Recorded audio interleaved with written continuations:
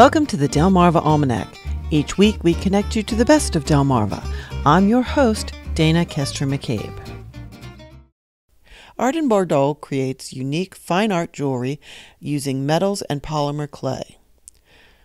Polymer clay was created back in the 1930s and perfected with brilliant colors for use by artists and hobbyists in the 1980s.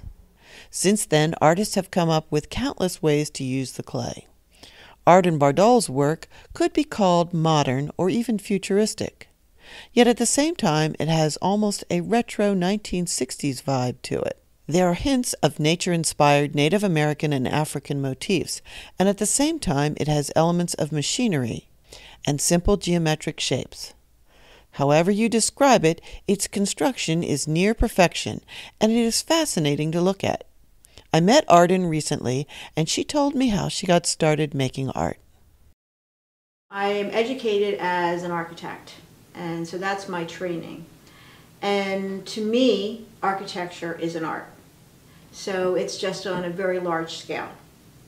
It was about 10 years ago that I actually started to do the art that I'm doing now on a very small scale, which is my jewelry and small scale sculpture. I started doing that 10 years ago in a more professional manner. So the first piece that I actually did was for the Delaware Historical Society. 13 artists asked to pick a piece from the permanent collection of the museum and use it as inspiration for a piece of their work. And I picked a child's needlepoint sampler. This little girl had needle-pointed events that had happened in her life up to the age of 13. So she didn't have a lot of experiences, but this was back in the 1800s, so she was probably midlife at that point, at 13. And so what I did was I created a necklace that had what I called a series of feature beads.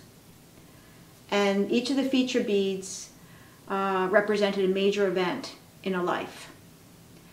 And in between there were seed beads and some gemstones and some other tiny little polymer beads, and those were sort of the everyday things that happen in life. In the necklace I also had the feature beads go all the way up to the back of the necklace where the clasp is, because I believe that life is a continuum. We travel this path many times. So you can imagine, to me, I imagine that as a circle, the circle of life. Arden says two important influences on her work were Gustav Klimt, who created complex paintings combining human forms and a kaleidoscopic effect with colors and shapes, and Alexander Calder, who was famous for his mobiles, constructed also with simple shapes. One of the reasons Arden moved from architecture to sculpture and jewelry was because of her love of color. Architecture generally tends to be created in a very limited number of colors because of the needs and preferences of clients. Arden has a painter's approach to color, mixing up her own in a wide variety from very brilliant to very subtle hues. She does this using only polymer clay in the primary colors of red, yellow, and blue, which is no easy feat. Arden sketches and uses 3D modeling software to plan her designs. True to her architectural roots, she uses mathematical precision to achieve her creative goals. I did a lot of traveling in my architectural career, all over the world, and I spent a lot of time in the Southwest. So I was very inspired by Native American Indian jewelry and their whole, just how nature plays a big role in their culture as well as in their spiritual beliefs.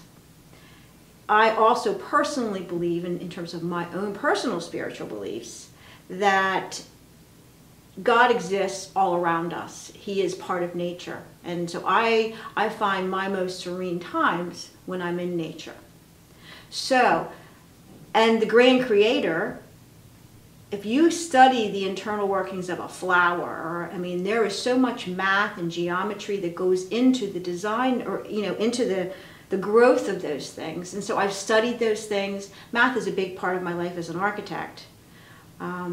So I kind of have this balance at this point in my career, which is a combination of nature, the grand creator in geometric forms, and then architecture. Arden's intention in the next year is to produce more metal sculpture. She continues to study her craft, taking blacksmithing and welding courses.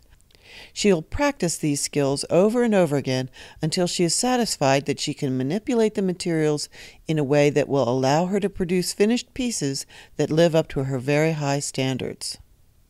Arden says that failure has been one of her best teachers.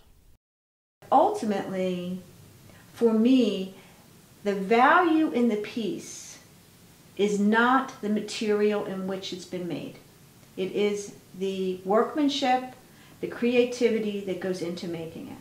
I believe that every attempt we make is just a continuing in our growth and the expansion of what it is we're trying to accomplish. And you have to take those risks in order to be able to grow. A lot of people will stop and they just won't continue on. And so adding the metal in has been humbling,